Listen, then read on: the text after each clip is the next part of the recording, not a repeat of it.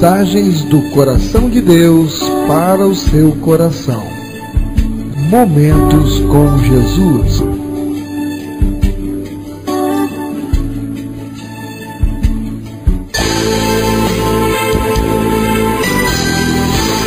Igreja Batista Novo Horizonte.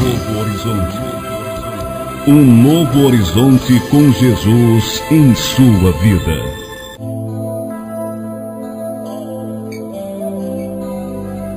Porque a palavra de Deus é viva e eficaz, e mais cortante do que qualquer espada de dois gumes, e penetra até o ponto de dividir alma e espírito, juntas e medulas, e é apta para discernir os pensamentos e propósitos do coração. Vamos ouvir agora a mensagem da Bíblia.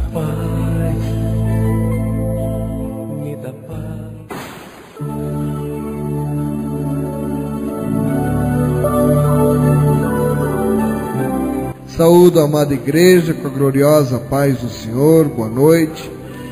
Vamos à mensagem da Bíblia. Dura cerviz. O versículo base se encontra no livro de Provérbios, capítulo 29, e é o verso 1. Provérbios, capítulo 29, versículo 1.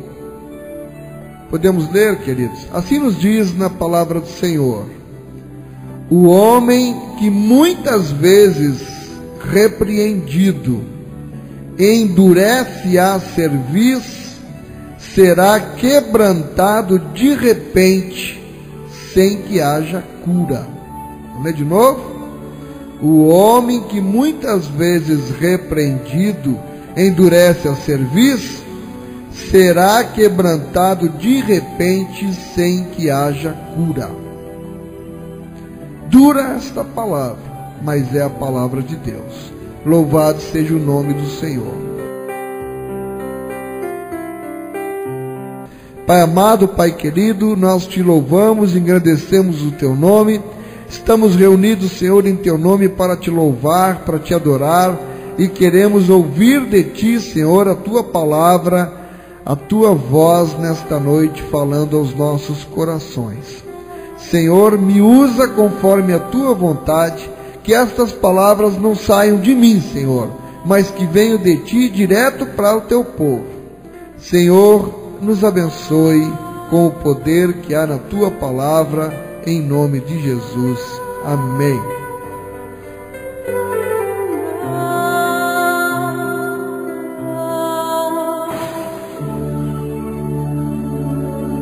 Dura cerviz. O que é dura cerviz? Você deve ter ouvido falar muito em dura cerviz, quando fala em relação ao povo de Israel. O povo de Israel era um povo de dura cerviz.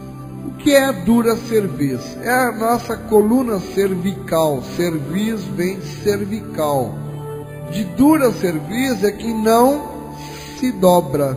É dura cerviz. Então, não se dobra diante do quê? Diante da palavra, diante do que Deus quer para nós. Dura cerviz é o povo que não tem obediência a Deus. É dura cerviz. Temos alguém entre nós de dura cerviz? Eu não sei, porque eu só vejo o exterior. Deus sabe o interior de cada um. O homem que muitas vezes repreendido endurece a cerviz, será quebrantado de repente, sem que haja cura. Irmão, essa palavra é dura, mas ela é real, é a palavra de Deus. O que está nos dizendo aqui? Que o homem que é repreendido muitas e muitas vezes, mas não adianta a repreensão, porque ele continua sem se dobrar, ele continua com a cerviz endurecida, não se dobra. Há aqui um alerta terrível para mim e para você, porque diz que quem ouve a repreensão e não se dobra, não atende, será quebrantado de repente, sem que haja cura. Não é duro? Mas é até de se esperar. O que Deus está dizendo para nós é que Ele tem, desde o começo da sua relação com a humanidade, se revelado para nós, através dos profetas, através do que hoje contém a Bíblia, que é a palavra de Deus. Ela não contém, ela é a palavra de Deus para nós,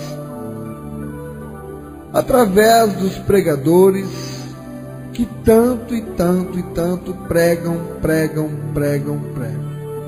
Mas acontece que parece que a questão da pregação, ela virou mais uma questão de, o pregador, ele não tem unção.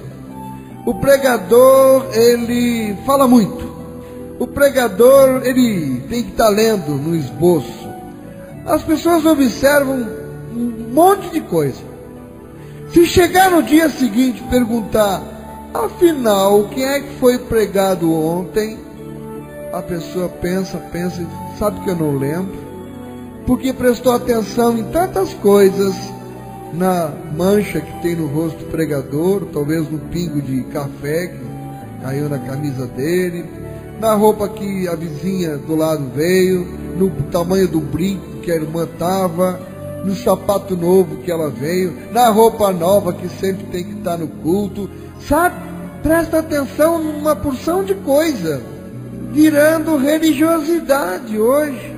Está cheio de teólogo nos bancos, analisando e criticando o que está sendo pregado, e o Espírito Santo está lá falando, usando o pregador, mas a pessoa está olhando outras coisas. Então não absorve a pregação. E Deus usa o pregador através das pregações constantes para trazer a pessoa para a realidade. Mas às vezes as pessoas fazem ouvido de moco, não quer ouvir a realidade, porque a realidade não é boa. Tem tantas coisas que a palavra de Deus está aí para nos corrigir e as pessoas não querem saber. Tanta coisa. A Bíblia diz para as mulheres não ficar nas calçadas, olhando a vida dos outros.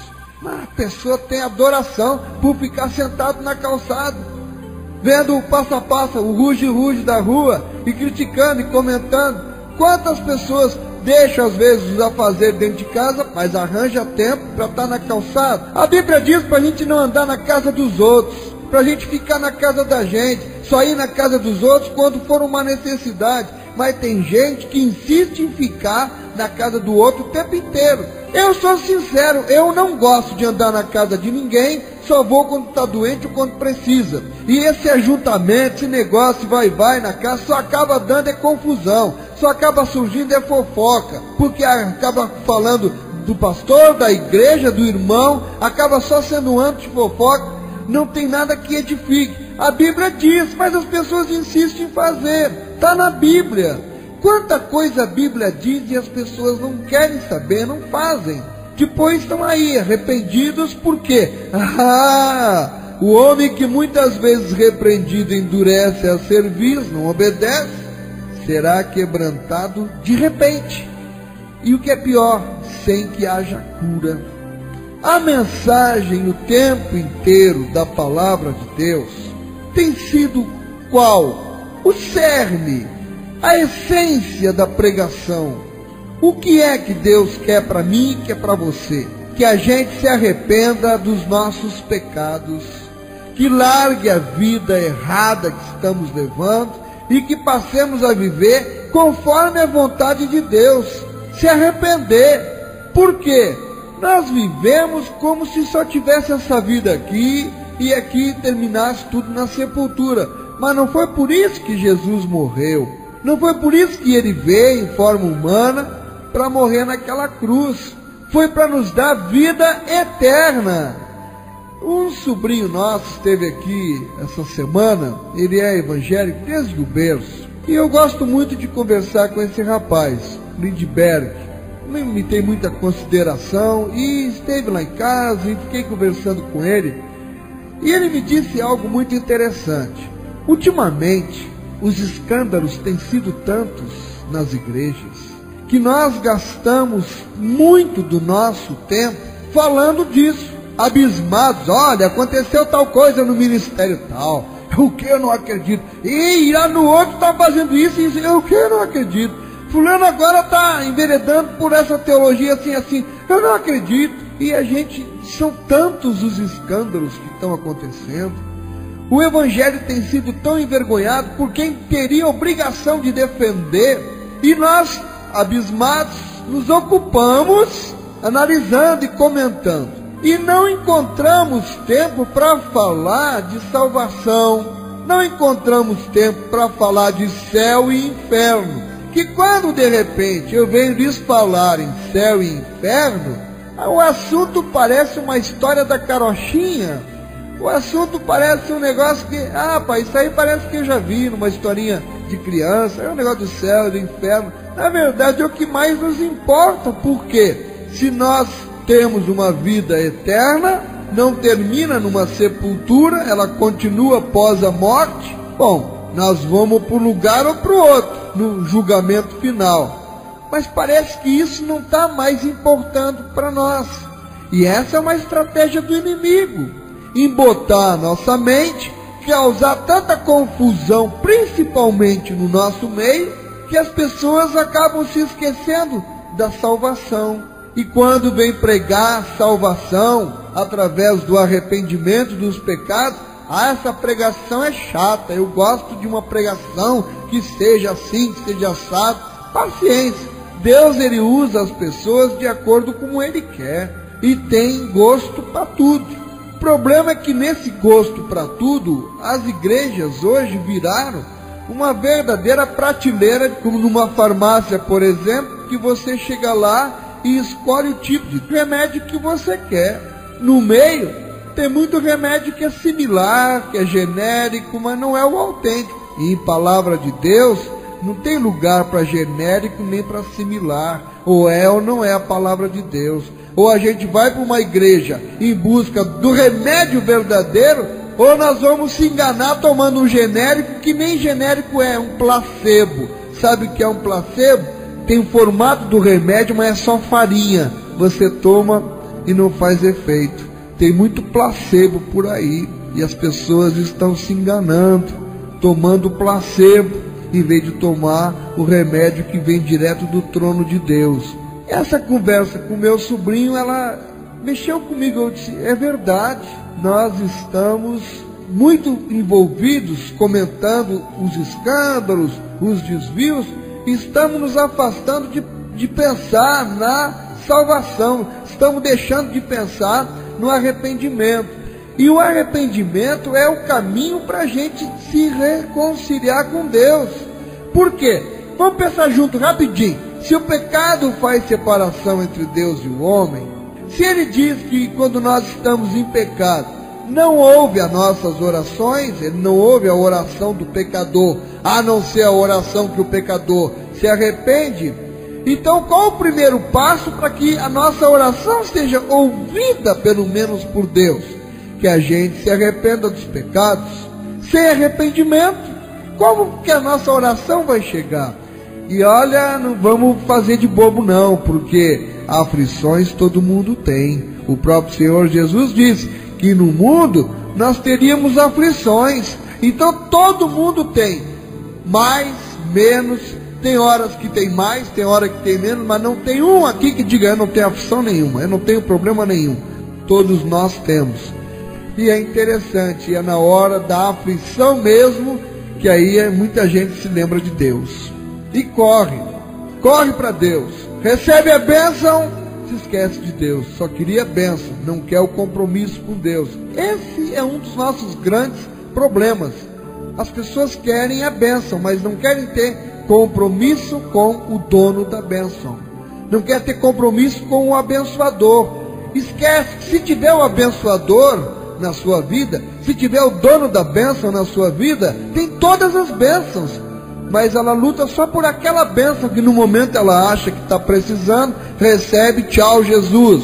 Aquela família que a gente já contou aqui, que não perdia um trabalho da igreja, oravam, pedindo a Deus um carro. Pedia a Deus um carro para trabalhar, porque aquele carro ia servir para o trabalho. E Deus atendeu. abençoou com o carro. Quando chegou já no primeiro domingo, agora nós temos um carro, faz muito tempo que a gente não sabe o que é ir no clube. Vamos no clube. Foram de manhã para o clube, escola bíblica, depois a gente vai. Chegou de noite, que igreja, vamos na pizzaria, agora nós temos carro, vamos lá naquela pizzaria lá que a gente não podia ir antes, que era longe. E o tempo foi passando e eles sempre começaram a arranjar alguma coisa para fazer com o carro e os trabalhos da igreja ficaram relegados a último plano. E acabaram, evidentemente, se afastando, porque a atração do mundo era muito grande. Um dia eu ia passando na frente da igreja e estava aberta a igreja. E o menininho no banco de trás olhou pelo vidro traseiro e abanou para a igreja e disse assim: tchau, Jesus, agora a gente já tem o nosso carro, não precisamos mais de ti. É uma ilustração, mas é uma verdade. Luta para conseguir a bênção. Quando consegue, vira as costas para Jesus. Fica achando defeito em tudo. Sempre tem uma justificativa, sempre tem uma explicação que não está na gente, está nos outros. Mas eu vou me afastar. Olha, dura serviço é você ouvir, conhecer a palavra, saber do plano de Deus para a sua vida, mas encontrar sempre desculpa para não servir a Deus. Encontra tudo que é motivo na sua vida para dar prioridade. Mas Deus fica esquecido. A irmã contava aí um testemunho da filha, não quer saber da igreja. Aí a filhinha dela, a netinha da nossa irmã, adoeceu, que passou 2 dias doente. E a filha, que não quer saber de Jesus, que não quer saber da igreja, que provavelmente até critica a mãe, porque a mãe vem para a igreja, o que mais começou a fazer foi clamar por Deus para que a filha fosse curada. A filha foi. Lembra da história dos 10 leprosos? Jesus curou 10, só um se lembrou de agradecer. Parece que por enquanto Jesus vai ficar sem os agradecimentos, né, irmã? Vai ficar. Mas Deus não permita. Mas se a criança adoecer de novo, aí corre outra vez para clamar por Deus. Mas compromisso não quer ter. Vamos dar um pequeno passeio na Bíblia? Abra sua Bíblia no Evangelho de Mateus. Evangelho de Mateus, capítulo 3, surge João Batista pregando. O homem morava no deserto, se vestia com peles de animais e comia gafanhoto com mel. Interessante esse profeta, né? João Batista, ele era primo de Jesus. Em Mateus capítulo 3 diz assim: naqueles dias apareceu João Batista pregando no deserto da Judéia e dizia, 2 pontos, no verso 2: arrependei-vos, porque está próximo o reino dos céus. Apresento-lhes a essência da pregação do Evangelho. Pastor? Qual é? É o discurso. É o sermão de João Batista. João Batista tinha um discurso de um esboço só. Ele nem precisava mais ler o esboço, ele já tinha ele na mente. Qual era o sermão? Só bastava isso: arrependei-vos, porque está próximo o reino dos céus. Na verdade, precisa dizer mais? A essência está toda aí: arrependei-vos. Tem uma razão para se arrepender. Qual é? Está próximo o reino dos céus. Ou você se arrepende e, se morrer, vai para o céu, ou se não se arrepender, você vai para o inferno. Estou eu aí falando em história de carochinha, céu e inferno. Mas é uma realidade que nos aguarda. E o discurso de João Batista é a coisa mais interessante, porque em seguida começa o ministério, sabe de quem? Do Senhor Jesus. Decorou qual era o sermão de João Batista? Vamos dizer junto? Arrependei-vos, porque está próximo o reino dos céus. Certo?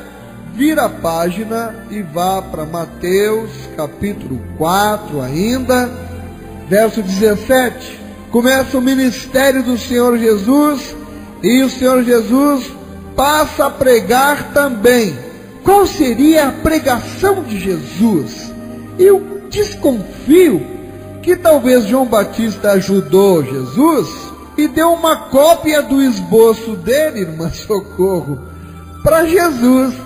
E Jesus então começa a pregar. No verso 17 diz o quê?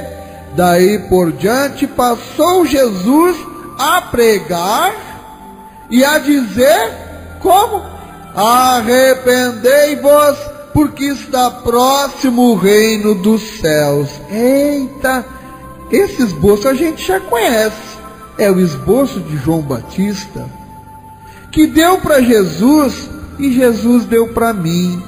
E eu estou repetindo: arrependei-vos, porque está próximo o reino dos céus.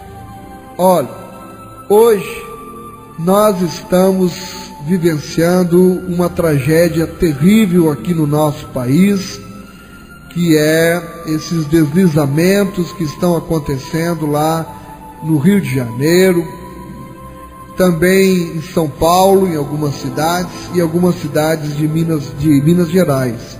E essa tragédia está sendo considerada a maior tragédia que atingiu o Brasil em termos de fenômenos climáticos, no caso deslizamento de terra, e é tão grave que está incluída entre as 10 maiores do mundo até agora. As pessoas estavam lá achando que estava tudo bem, morando lá, cidades belíssimas, Teresópolis, Nova Friburgo, Petrópolis, são lugares turísticos belíssimos, e onde corre muito dinheiro, e lá muitas pessoas moravam nas encostas dos morros, outros moravam em outros lugares, que achavam assim, olhavam e diziam: aqui nunca vou ser abalado, eu nunca vou ser atingido, nunca vai acontecer nada. Levavam a sua vida numa boa, bem, maravilhosamente bem. De repente, não é que começou a chover e de uma hora para outra a terra desabou e começou a cair casa em cima de casa, e o desespero tomou conta daquelas pessoas. E uma coisa que eu comentava hoje na escola bíblica, que me chamou muito a minha atenção, eu queria que você que não veio à escola bíblica, e você que veio também, que a gente refletisse junto. No começo, a notícia era bombástica: mais de 60 mortos no Rio de Janeiro.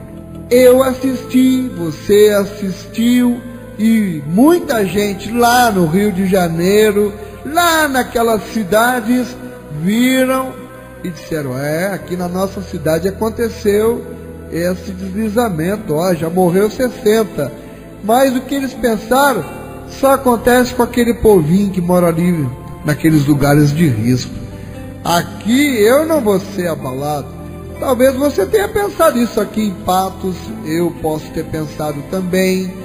Lá no Rio, naquela cidade mesmo, mas só acontece com aquele povinho.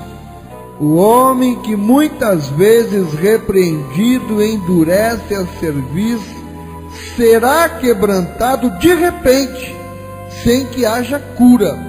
Mas o que aconteceu? A notícia que eu estava vendo, já tinham sido resgatados 610 corpos. E nem se consegue estimar quantos ainda terão que estão soterrados, famílias inteiras que ninguém foi lá comunicar, que não consegue chegar, e a chuva continua massacrando lá. E aí me deu um estalo. Pensa comigo, lembra que eu disse, quando deu a notícia de 60 mortos, todos nós assistimos, e muita gente naquela cidade também. E se ontem tinha 610, peraí, de 60 para 610, são 550 pessoas que naquele dia ouviram que os outros morreram, estavam lá: olha, morreu gente aqui na nossa cidade, mas comigo não vai acontecer, eu estou tranquilo. E 2 dias depois, esses 550 morreram. Você se dá por conta do que é isso? As pessoas foram alertadas, mas não buscaram se salvar. O homem que muitas vezes repreendido endurece a cerviz, será quebrantado de repente, sem que haja cura. Eu vi um camarada lá dando entrevista dizendo: eu não vou sair daqui não. Meu amigo, a água os bombeiros convencendo ele: suba aqui, venha com a gente. A água já está aí, onde eu vou subir mais, mas eu não vou sair daqui. Venha, pai, salve a sua vida. Não, eu tenho que ficar tomando conta das coisas aqui. Interessante, o camarada ficou. E diz que depois a água subiu mais, eu não sei, daquele homem, se ele se salvou ou se foi levado por causa da enxurrada. Ele se preocupou mais com os objetos, com as coisas. Ele deu mais valor para os bens materiais do que a própria vida dele. É isso que muitos de nós, de dura serviço, estamos fazendo. Nós estamos dando muito mais valor para as coisas desta vida do que para as coisas da vida que vem depois. Nós não estamos preocupados com a salvação da nossa alma, porque se estivéssemos, estaríamos com a nossa cerviz dobrada diante do Senhor, procurando agradar a Ele com a certeza da nossa salvação. Teríamos entrado no barco, diferente do que aquele homem fez. E isso nós vemos na Bíblia. Deus tem mandado sinais e sinais e sinais para a humanidade. Para quê? Qual é a mensagem? Arrependei-vos, porque está próximo o reino dos céus. Esta é a mensagem. Foi a mensagem que ele mandou através de Noé, quando Noé construiu aquela arca. Passou 100 anos construindo uma arca num lugar que nem garoá garoava. Naqueles 100 anos, ele dizia para as pessoas: Deus me mandou fazer essa arca, vocês se arrependam, porque está próximo o reino dos céus. E as pessoas faziam o quê? Do pobre pregador, zombavam. Que conversa, nem garoa aqui, que história de dilúvio, bobagem, isso não acontece aqui não. Mas o dilúvio chegou, e Deus já havia fechado a porta, trancou, foi o Senhor que trancou. A família de Noé estava lá dentro, a salvo. Quando o dilúvio chegou, as pessoas quiseram entrar na arca, mas era tarde demais, porque depois que a porta da salvação se fecha, não tem o que você fazer, é só clamor e ranger de dentes. O homem que muitas vezes repreendido endurece a cerviz, será quebrantado de repente, sem que haja cura. A mensagem foi passada para aquela geração, e toda aquela população se acabou debaixo d'água. Está entendendo? Vá fazendo uma ligação com a tragédia do Rio de Janeiro, vá mentalmente ligando. Mas a humanidade recomeçou através de Noé, e foram povoando a terra. Mas o homem é algo assim impressionante, como ele pende para o que é errado. Lá no Rio de Janeiro mesmo, nós estamos vendo que no meio daquela tragédia, de tanta tragédia, tem gente ruim que vai para lá para roubar, para saquear. Já não basta a desgraça toda que está lá, esses desgraçados vão para lá para desgraçar ainda mais a vida das pessoas. Como a humanidade é ruim, como pende para o que não presta, como tem essa tendência. E em Sodoma e Gomorra era um carnaval tremendo lá. Era desfile dos gays para cima e para baixo, as escolas de samba desfilando com os homens tudo vestidos de mulher, eram os gays tudo abraçados uns com os outros, comemorando. Vá fazendo uma ligação com o Rio de Janeiro, vá mentalmente ligando. A vida lá estava uma devassidão enorme, tanto que Deus disse: eu vou acabar com essa cidade. E Ló, sobrinho de Abraão, morava lá. Abraão intercedeu por Ló junto a Deus, e Deus mandou que os anjos fossem lá e dissessem: arrependei-vos, saiam daí, que está próximo o reino dos céus. Não é essa a mensagem do Evangelho? Basicamente foi isso que os anjos disseram: saiam daqui, vão embora, a salvação está sendo oferecida para vocês. Mas eles não quiseram, os genros não quiseram. E a mulher de Ló ainda saiu, ainda com tristeza, olhou para trás, virou uma estátua de sal. Não dá para olhar para trás, se arrependeu, tem uma nova vida. Deixe os bens materiais, deixe as coisas deste mundo. Deus te deu a oportunidade de você estar vivo. Comece de novo e agradeça a Deus, como tem tanta gente fazendo isso lá hoje no Rio de Janeiro. A gente vê gente chorando. Claro, não é fácil você perder tudo. Eu seria desumano se criticasse a pessoa que estava chorando porque perdeu tudo e está lá. Ontem vi um velhinho, só tinha a roupa do corpo. O que o senhor quer? Eu queria outra roupa. Coitado, não está querendo muito não. Ele está querendo pelo menos uma outra roupa para trocar, aquela que já está que não aguenta faz dias. Outros dizendo: eu perdi tudo, mas eu agradeço a Deus porque estou vivo. Então as coisas a gente conquista outra vez. Agradecer a Deus porque está vivo. Teve a salvação. Outros não tiveram o mesmo destino, estão soterrados, talvez nem encontrem o corpo, que tem lugar lá que é tanta lama que o camarada, a sepultura já é ali mesmo. E lá em Sodoma e Gomorra foi oferecida a salvação. A família de Ló saiu, a esposa acabou morrendo, os genros morreram. Por quê? Deus destruiu aquelas duas cidades por causa da devassidão do povo. Ah, meu Deus, toda hora Deus está mandando sinais. Vamos mais para a atualidade.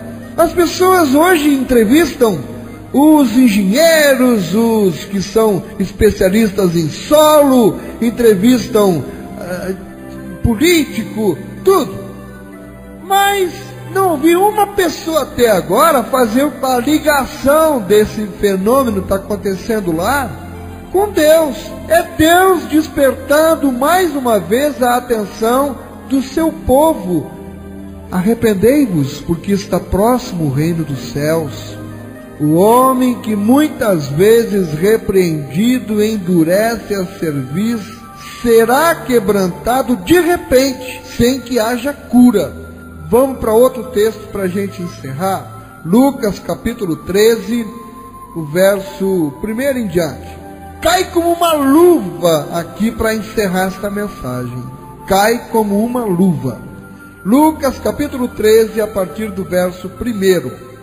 Lucas 13, a partir do verso 1. Naquela mesma ocasião, chegando alguns, falavam a Jesus a respeito dos galileus, cujo sangue Pilatos misturara com os sacrifícios que os mesmos realizavam. Ele, porém, lhes disse: pensais que esses galileus eram mais pecadores do que todos os outros galileus, por terem padecido estas coisas? Não eram, eu vô-lo afirmo. Se, porém, não vos arrependerdes, todos igualmente perecereis. Eu fui estudar isso aqui hoje à tarde, pesquisar. O que é que aconteceu aqui? A história paralela, a Bíblia, que relata acontecimentos da história dos hebreus. Então eu descobri o seguinte: Roma é que comandava, e Pilatos era o governador do governo de Roma, e os galileus estavam fazendo sacrifícios, e Pilatos entendeu aqueles sacrifícios que eles estavam fazendo que era uma afronta a Roma. Ouça bem, os galileus estavam lá fazendo sacrifícios e Pilatos entendeu que com aqueles sacrifícios eles estavam afrontando a Roma, e então mandou matá-los naquele lugar, e o sangue deles foi derramado junto com os sacrifícios que eles estavam fazendo. Depois, na sequência, ele diz no verso 4: ou cuidais que aqueles 18 sobre os quais desabou a torre de Siloé e os matou eram mais culpados que todos os outros habitantes de Jerusalém? Não eram, eu vou-lo afirmo. Mas se não vos arrependerdes, todos igualmente perecereis.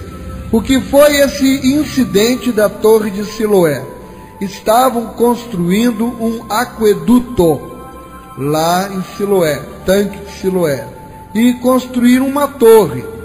E esta torre, por algum defeito, desabou e matou 18 pessoas.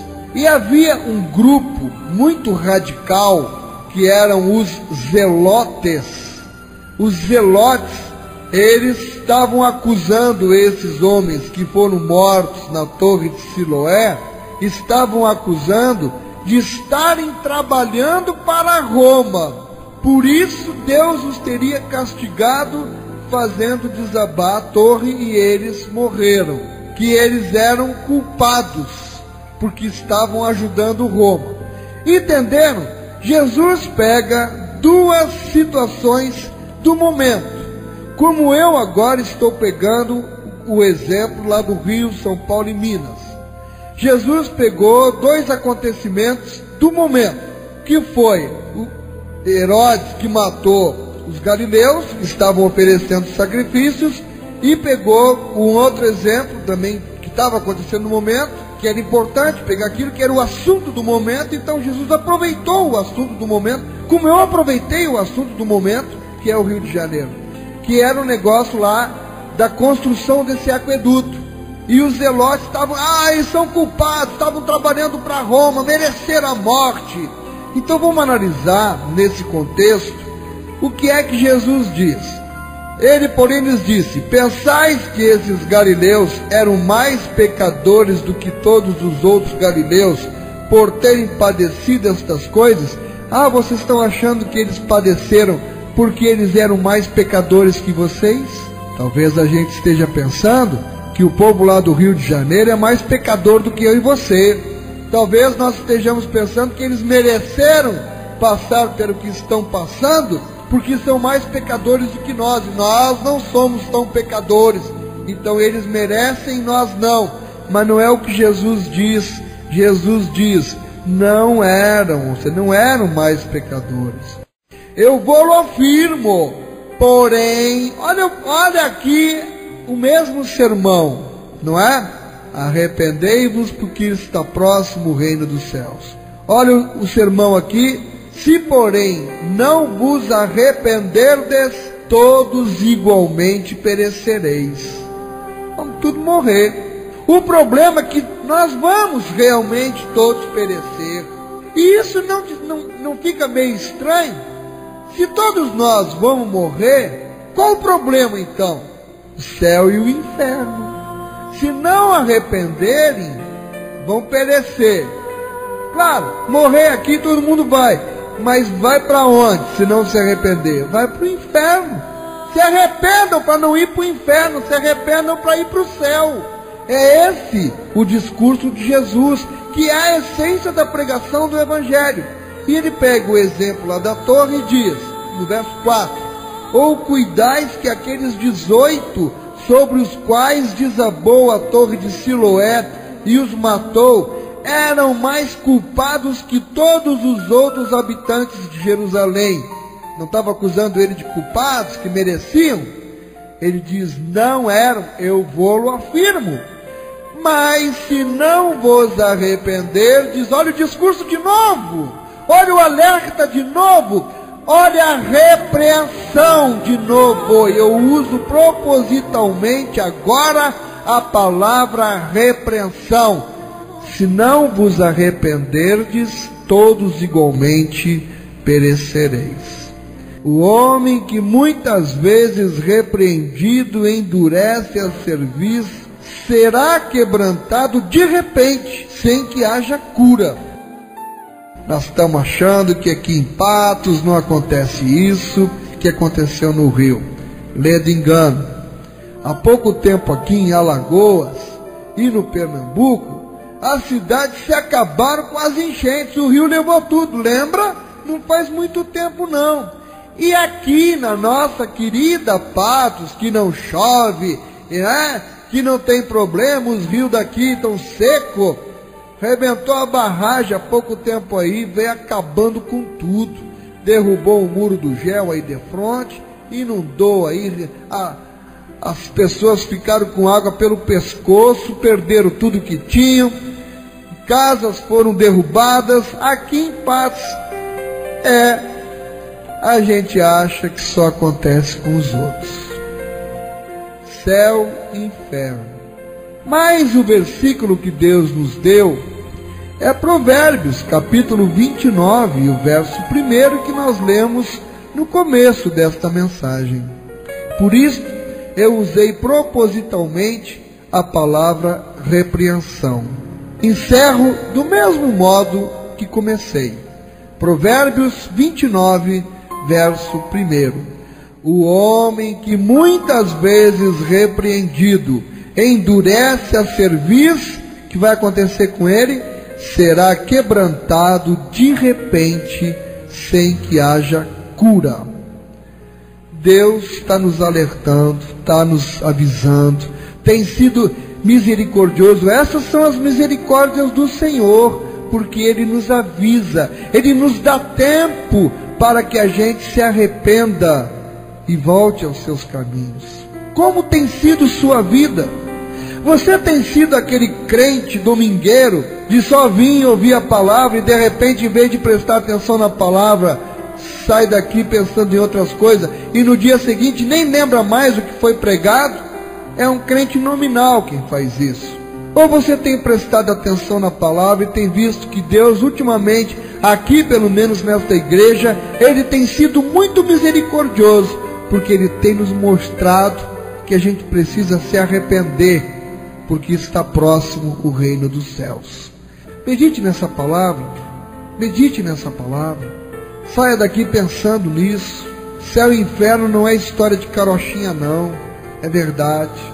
Buscai o Senhor enquanto se pode achar, invocai-o enquanto está perto. Que o Senhor esteja aplicando a porção da sua palavra em cada coração, em nome de Jesus.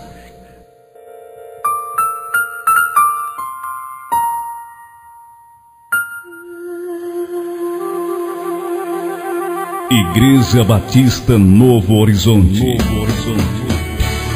Um novo horizonte com Jesus em sua vida.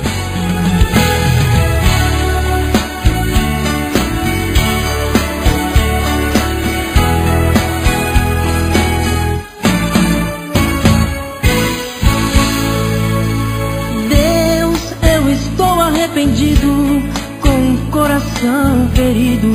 Ó Senhor, vem me ajudar. Sei que errei em te deixar, mas agora estou voltando. Deus, eu quero teu perdão. Deus, eu confesso quantas noites tão sozinho eu chorava e ninguém me consolava. Deus, no momento eu vi meu fim, mas tua voz falou assim: filho meu, volta pra mim. Senhor, tu sabes que não mereço teu amor. Senhor, tu sabes que manchei o teu altar. Senhor, tu sabes que desprezei o teu querer.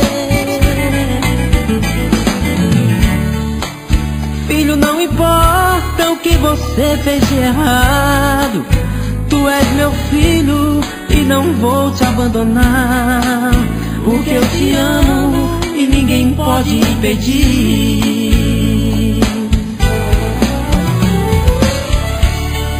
Filho, eu te amo,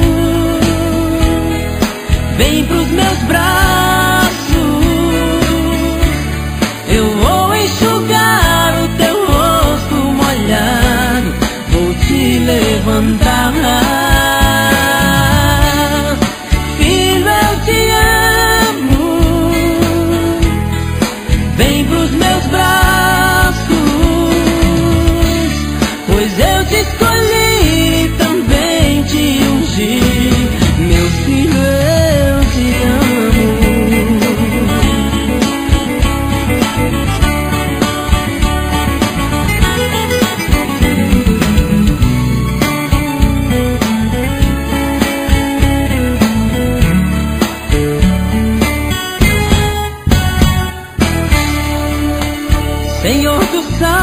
sabes que não mereço teu amor. Senhor, tu sabes que manchei o teu altar. Senhor, tu sabes que desprezei o teu querer.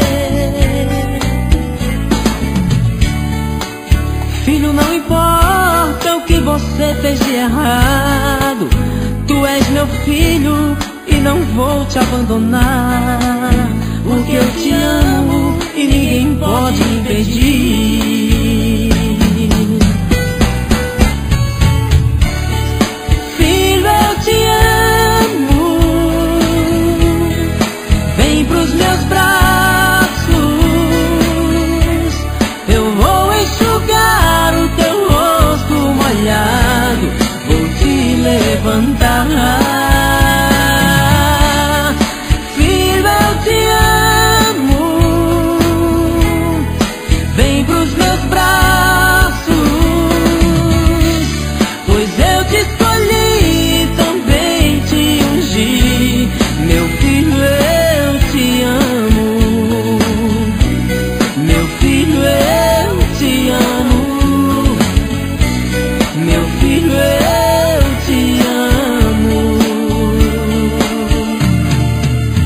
Programa Momentos com Jesus.